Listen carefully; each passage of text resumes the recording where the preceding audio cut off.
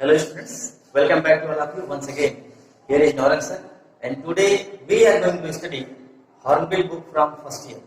Class first year से hornbill book हम लोग पढ़ेंगे और हॉर्नबिल बुक में आज हम लोग third poem the voice of the rain, the voice of the rain पढ़ेंगे। The voice of the rain की composer, poet, the great American journalist, essayist and poet Walt Whitman. Walt Whitman की कविता हम लोग पढ़ेंगे, इसका नाम है the voice of the rain. ये voice of the rain poem है क्या? ये this poem is a conversation between poet and rain. एक बार पोएट बारिश के मौसम में भीग रहे थे तो अचानक उनके दिमाग में आया, उन्होंने वर्षा से एक प्रश्न पूछा कि हु आर यू, कौन हो तुम? बारिश ने क्या जवाब दिया? बारिश के जवाब को कवि ने, पोएट ने कल्पना करके जो दिखाया है वही ये कविता है। This poem shows water cycle in poetic वे, अर्थात यह कविता वाटर साइकिल को पोएटिक वे में दिखाया गया है। वाटर साइकिल हम जानते हैं, जल चक्र। पृथ्वी से जल जो होता है पृथ्वी के सतह से, समुद्र से, तालाब से इवेपोरेट होकर के, वाष्पीकृत होकर के जल ऊपर जाता है, बादल का रूप धारण करता है और वही बादल फिर जाकर के बारिश बन के गिरते हैं। तो American poet, journalist, essayist Walt Whitman की ये पोयम पढ़ने से पहले आइए थोड़ा पोयम के बारे में जान लेते हैं। इट मीन्स सबसे पहले हम जानते हैं सेंट्रल आइडिया। क्या है इस पोयम का सेंट्रल आइडिया? आइए देखते हैं central idea of the poem the voice of the rain composed by Walt Whitman. The poem, The Voice of the Rain, signifies the eternal role that the rain plays in nurturing, quenching, and purifying the various elements of earth. It is the water that turns into cloud, wanders in the sky, and takes strange shape, but finally, in the form of water, returns to the earth. It purifies, baths, and adds beauty to all things on the earth. Rain does its duty unmindful of recognition. The rain itself is explaining us about its origin, work, and its cyclic movement. Human beings should learn a lesson from this and make efforts to preserve the earth. It means the poem The Voice of the Rain signifies the eternal role that the rain plays in nurturing, quenching, and purifying the various elements of earth. अर्थात यह कविता voice of the rain अर्थात बारिश की आवाज यह बताती है कि रेन नर्चरिंग का मतलब होता है पालन पोषण करना, क्वेंचिंग प्यास बुझाना, प्यूरिफाइंग शुद्ध करना, पृथ्वी के विभिन्न प्रकार के तत्वों को शुद्ध करती है, धरती की प्यास बुझाती है और पृथ्वी पर जितने भी एलिमेंट हैं सबका पालन पोषण करती है, सभी प्रकार से उनको सिंचित करती है। It is the water that turns into cloud, wander in the sky, takes strange shapes but finally in the form of water. यह ऐसा जल होता है, वर्षा का जल ऐसा जल है जो बादल के रूप में बदल जाता है, आसमान में घूमता रहता है, टहलता रहता है, वंडरिंग करता है और एक विचित्र प्रकार का आकार ग्रहण कर लेता है बादल के रूप में, लेकिन अंत में फिर वह पानी के रूप में ही पृथ्वी पर वापस आ जाता है। It purifies baths and aids beauty to all things on the earth. यह पृथ्वी पर स्थित सभी चीजों की सुंदरता में वृद्धि करता है, उन्हें स्नान कराता है और शुद्ध करता है। अर्थात पृथ्वी पर जितने भी चीजें हैं सबको ये बात कराता है, सबको शुद्ध करता है, सबकी धुलाई कर देता है। Rain does it's duty and unmindful of recognition. Rain जो है बिना किसी आगे पीछे सोचे हुए अपना ड्यूटी करता रहता है। वो ये नहीं सोचता है कि मेरे वर्षा से किसको लाभ होगा, किसको हानि होगा, अपना रोल अच्छे से निभाता है। The rain itself is explaining us about its origin, work and its cyclic moment. वर्षा जो है, रेन जो है अपने आप हमें व्याख्या करता है अपने वर्क के बारे में, अपने ओरिजिन के बारे में और अपने चक्रीय क्रियाओं के बारे में, साइक्लिक मूवमेंट जो जल चक्र है उसके बारे में हमें समझाता है पोएट के माध्यम से। Human being should learn a lesson from this. मनुष्य को भी, मानव को भी इससे एक सीख लेना चाहिए और makes effort to preserve the earth, और पृथ्वी को सुरक्षित रखने में अपनी ओर से प्रयास करना चाहिए। जैसे रेन जो है जहाँ से ओरिजिनेट होता है पुनः उसी स्थान पर वापस आ जाता है और कई प्रकार के पृथ्वी पर परिस्थित सभी चीज़ों को लाभान्वित करते हुए अपने ओरिजिन को भी यह एनर्जी प्रदान करता है। उसी प्रकार से मनुष्य को भी जो है अब इस पृथ्वी को सुरक्षित रखने के लिए अपनी ओर से प्रयास करना चाहिए। तो यहाँ इस पोयम में हम लोग रेन का रिस्पॉन्ड पढ़ेंगे, रेन ने क्या आंसर दिया, और रेन ने जो आंसर दिया उसी को पोएट वाल्ट व्हिटमैन ने ट्रांसलेट करके इधर हमको इस पोयम में दिया। तो आइए देखते हैं पहला स्टेंजा इस पोयम का, जिसमें पोएट पूछते हैं रेन से, तो रेन ने क्या रिस्पॉन्ड किया। And who art thou, said I to the soft falling shower, which is strange to tell, gave me an answer, as here translated. Poet Walt Whitman बताते हैं कि बारिश में खड़ा होकर रेन से वाल्ट व्हिटमैन पूछते हैं कि who art thou.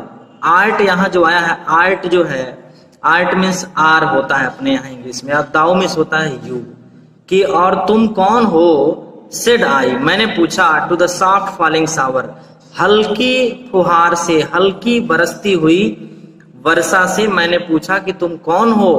Which strange to tell give me an answer, और सब बहुत विचित्र लगा जब गिव मी एन आंसर, बारिश ने मुझे जवाब दिया। और बारिश ने जो वाल्ट व्हिटमैन को जवाब दिया, एज हियर ट्रांसलेटेड, वही यहाँ ट्रांसलेट करके वाल्ट व्हिटमैन साहब ने एक पोयम क्रिएट किया। पोयम ने रेन ने क्या कहा वाल्ट व्हिटमैन से, उसको एक पोएटिक वे में यहाँ वाल्ट व्हिटमैन ने कंपोज किया है। आगे देखते हैं रेन का रिस्पॉन्ड क्या था, रेन का आंसर क्या था। रेन ने कहा कि I am the poem of earth, said the voice of the rain. बारिश की आवाज ने कहा कि I am the poem of earth, मैं धरती की कविता हूं, मैं धरती की गीत हूं। Eternal I rise impalpable out of the land and the bottomless sea. Eternal मतलब होता है नेवर एंडिंग, अनएंडिंग, कभी नहीं समाप्त होने वाला। Eternal I rise impalpable out of the land and bottomless sea. Eternal means क्या होता है, अनएंडिंग या नेवर एंडिंग, कभी नहीं समाप्त होने वाले उस अथाह। आई राइज इम्पैल्पेबल, मैं निकलती हूँ, उठती हूँ। इम्पैल्पेबल स्पर्शातीत होता है, यानी कि बिना स्पर्श किए हुए, आउट ऑफ द लैंड, जमीन से बाहर। And the bottomless sea, bottomless sea में हाइपरबोल का प्रयोग यहाँ हुआ है। बॉटमलेस सी मतलब होता है अथाह समुद्र, यानी कि मैं पृथ्वी व अथाह समुद्र से लगातार बिना स्पर्श किए हुए मैं दिखती नहीं हूं, लेकिन हमेशा ऊपर की ओर, कभी नहीं समाप्त होने वाली गति के साथ मैं ऊपर की ओर उठती रहती हूँ। अपवर्ड टू हेवन, अपवर्ड मतलब की ओर होता है, टू हेवन यहाँ हेवन का अर्थ स्काई से है, स्वर्ग की ओर, यानी कि ऊपर की ओर लगातार उठती रहती हूँ। वेंस वैगुअली फॉर्म्ड, जहाँ वैगुअली फॉर्म्ड, वैगुअली मतलब होता है धुंधला, यानी बादलों जैसा, जहां बादल का रूप धारण कर लेती हूँ। All together changed, all together change मतलब पूरी तरह से चेंज, बदल जाती हूँ। सोचिए पानी था और ऊपर वेपराइजेशन होकर के गया तो बादल बना, तो इसलिए यहाँ वर्षा कहती है कि मेरा पूरा स्वरूप जो है बदल जाता है। एंड इट द सेम, लेकिन फिर भी मैं वही हूँ, अर्थात मैं बारिश की बूंदें ही हूँ, जल ही हूं। यहां हम एक चीज क्लियर करते हैं कि ये पोएम जो है एक वाटर साइकिल को पोएटिक वे में दिखाया गया है, अर्थात वाटर साइकिल ही जो है, वाटर साइकिल का जो प्रोसेस होता है उसी को रेन ने रिस्पॉन्स किया है। अगले स्टेंजा में रेन कहती है, I descend to have the droughts, atomic dust layer of the globe, and all that in them without me were seeds only, latent, unborn, and forever by day and night I give back life to my own origin and make pure and beautify it। बहुत बेहतरीन line है ये, चार पंक्तियां। I descend to lave the draughts, LAVE, lab miss होता है नहलाना, अर्थात धो देना, वॉशिंग कह सकते हैं इसको। I descend to lave the droughts atomies. Atomies मतलब क्या होता है, मैं ड्रॉट्स मतलब सूखा, ड्रॉट मीन्स सूखा, मैं सूखा को समाप्त करने, atomies dust layer of the globe, globe means पृथ्वी, धरती होगा, तो धरती पर, धरती के सतह पर छोटे बड़े कणों को, धूल मिट्टी के कणों को धोने के लिए और सुखाने के लिए, पृथ्वी की ड्राट को, सूखा को समाप्त करने के लिए मैं डिसेंड करती हूँ, उतरती हूँ। और आगे कह रहा है कि and all that in men and all that in them without me were seeds only, और उन्हें जो मेरे बिना केवल बीज थे, विदाउट मी मेरे बिना केवल बीज थे, लेटेंट छुपे हुए थे, अनबॉर्न अर्थात जो उत्पन्न नहीं हो पाए थे, and forever day and night और हमेशा हमेशा के लिए दिन रात, I give back to life to my own origin, मैं दिन रात अपने ओरिजिन को, स्रोत से जहां से मैं उत्पन्न हुई हूं उसको जीवन लौटाती हूं, and make pure and beautify it, और उन्हें स्वच्छ और सुंदर बनाती हूँ। ये चार पंक्तियां एक तरह से कह सकते हैं बहुत ही इंपॉर्टेंट पंक्तियां हैं the voice of the rain की, जिसमें वर्षा कहती है कि मैं जो बीज जमीन के अंदर छुपे हुए हैं, जो अभी उत्पन्न नहीं हुए हैं, वो मेरे बिना केवल बीज मात्र ही रह जाएंगे। इसीलिए मैं पृथ्वी पर, पृथ्वी के सतह को धोने के लिए और उनको ग्रो होने में मदद करने के लिए, मैं पृथ्वी के सूखा को समाप्त करने के लिए, पृथ्वी के सभी सतहों को धोने के लिए, धूल मिट्टी कणों को साफ करने के लिए मैं पृथ्वी पर उतरती हूँ, आती हूँ, और दिन रात मैं अपने स्रोत को, जहां से मैं उत्पन्न हुई हूँ, उसको जीवन देने का प्रयास करती हूँ, जीवन देने के लिए मैं वापस आती हूँ, and make pure and beautify, और उसे और सुंदर बनाती हूँ। आगे लास्ट लाइन जो है वो देखते हैं, for song issuing from its birth place after fulfilment, wandering reck'd और unreck'd duly with love matter.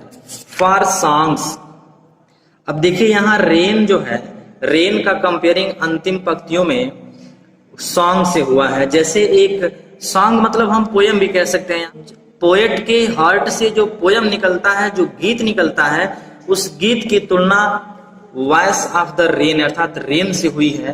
कि कह रहा है कि जिस प्रकार से गीत अपना कार्य पूरा करने के बाद, songs issuing from its birth place, अपने मूल स्रोत से गीत उत्पन्न होने के बाद, आफ्टर फुलफिलमेंट, फुलफिलमेंट मतलब क्या हुआ, अपना कार्य पूरा करना, लोगों को संतृप्त करना, और वॉन्डरिंग घूम फिर करके, ठीक है, रेक्ड और अनरेक्ड डोले विथ लव रिटेन्स, कह रहा है कि उचित समय पर वही लौट आता है जहां से वह शुरू हुआ हो। रेक्ड और अनरेक्ड मतलब होता है चाहे उसे पसंद किया जाए या न पसंद किया जाए, डुअली विथ लव रिटर्न, उसी प्रेम और स्नेह के साथ पुनः वापस आता है। इसका मतलब थोड़ा सा ध्यान से समझना होगा, रेन का तुलना सॉन्ग से किया गया है, पोयम से किया गया है। यानी कि जिस प्रकार पोएट के हार्ट से जो कविता निकलती है, जो गीत निकलते हैं, वो अलग अलग जगहों पर जाते हैं, लोग उसको सुनते हैं, कुछ लोग उसको सराहते हैं, कुछ लोग उसको पसंद नहीं करते हैं, लेकिन फिर भी इस बात की चिंता किए बिना पोएट या कवि गीत लिखता है, कविता लिखता है, और पुनः एक समय ऐसा आता है जब घूम फिर करके उस पोएट के पास रिवार्ड के रूप में वह कविता पुनः वापस उसी के पास आ जाती है। इसी प्रकार से रेन का भी काम है। रेन जो है साइक्लिक ऑर्डर में वाटर साइकिल बना करके, अर्थात पृथ्वी से ही इवेपोरेट होकर के ऊपर बादल बनते हैं, बादल से ही वर्षा होती है और वर्षा का जल पुनः पृथ्वी पर पड़ता है, और उसी पृथ्वी को सिंचित करने का काम करती है रेन। जैसा कि उसने कहा भी है कि मैं दिन रात अपने स्रोत को जीवन प्रदान करती हूँ, क्योंकि अगर ऊपर से पानी फिर से नीचे नहीं आएगा तो पृथ्वी पर सभी वस्तुओं का डेवलपमेंट कैसे होगा, ये कल्पना से परे है। तो इस प्रकार से dear student, the voice of the rain is a conversation between poet and rain. Here poet wanted to know how the rain work. Here the poet wanted to know how the rain make this earth, this globe beautiful and pure. तो dear students, इस प्रकार से हमने देखा कि ये कविता volt Whitman ने the voice of the rain एक पोएटिक वे में वाटर साइकिल को लिखा। आज के लिए बस इतना ही। This is the end of the poem.